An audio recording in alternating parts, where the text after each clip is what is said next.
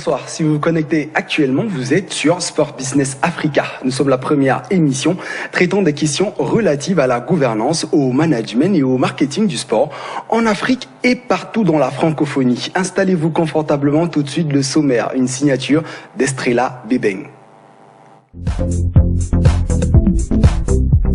Au sommaire de Sport Business Africa, en actu, on fait le bilan managérial des équipes africaines au mondial de volleyball. 12 matchs et autant de défaites pour les Lions indomptables de volley. Résultat presque similaire pour les Kenyanes qui s'en sont néanmoins tirés avec une victoire. Qu'est-ce qui peut expliquer ce piètre positionnement géostratégique de l'Afrique sur la carte mondiale de volleyball? On en parle dans cette édition. Depuis Dubaï, dans les Émirats arabes unis, avec Emilienne Ngo-Lepna, ancienne sportive reconvertie en analyste et journaliste du sport. Et puis dans la rubrique La stat de la semaine, on s'interroge sur comment améliorer le marketing autour du sportif africain. 1%, voilà en substance la valeur marchande des footballeurs africains engagés cette saison en UEFA Champions League.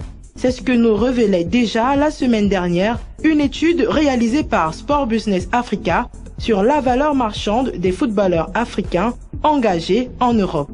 On analyse tout ça avec Vincent Chaudel, fondateur de l'Observatoire français du sport business et spécialiste des questions de marketing international du sport, qui sera en ligne avec nous en direct de Paris, en France.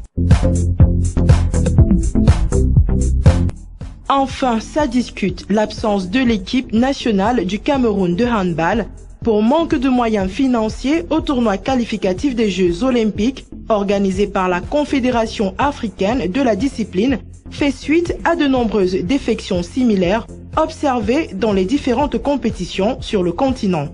Au vu de cette situation précaire des fédérations sportives, n'y a-t-il pas une nécessité de fluidifier l'économie du sport en Afrique à travers un fonds d'investissement panafricain dédié aux organisations sportives? On en parle avec nos experts. Sport Business Africa, c'est aussi vos rubriques habituelles avec un grand quiz sur le volleyball dans le monde. Installez-vous confortablement, ça démarre à l'instant.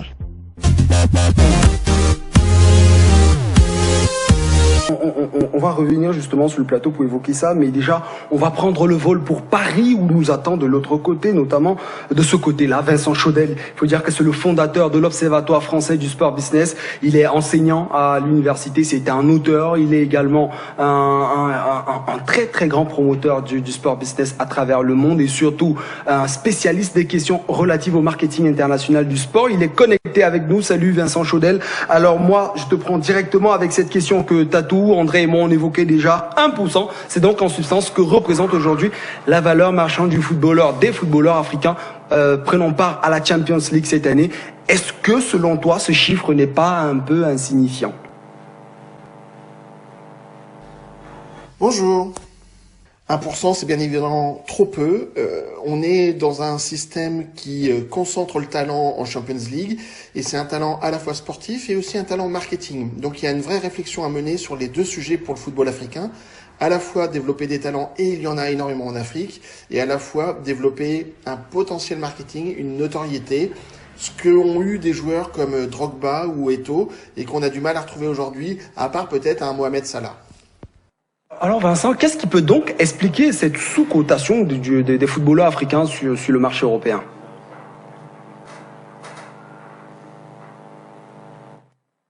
Ce qui peut expliquer cette sous-cotation, c'est en partie le fait que désormais, avec la décision de la FIFA de ne pas permettre les transferts de moins de 18 ans, les transferts internationaux de moins de 18 ans, il faut soit que les clubs européens forment en Afrique, soit que la formation africaine se développe et se renforce, notamment dans les réseaux de compétition de jeunes.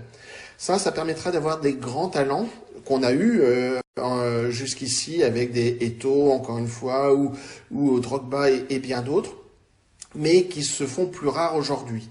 Et puis l'autre sujet, eh bien, c'est leur médiatisation et la médiatisation des championnats africains eux-mêmes, puisque jusqu'à 18 ans, les joueurs sont supposés être là désormais. ou alors ce sont des binationaux, mais vaut mieux développer les talents en Afrique, il y en a énormément.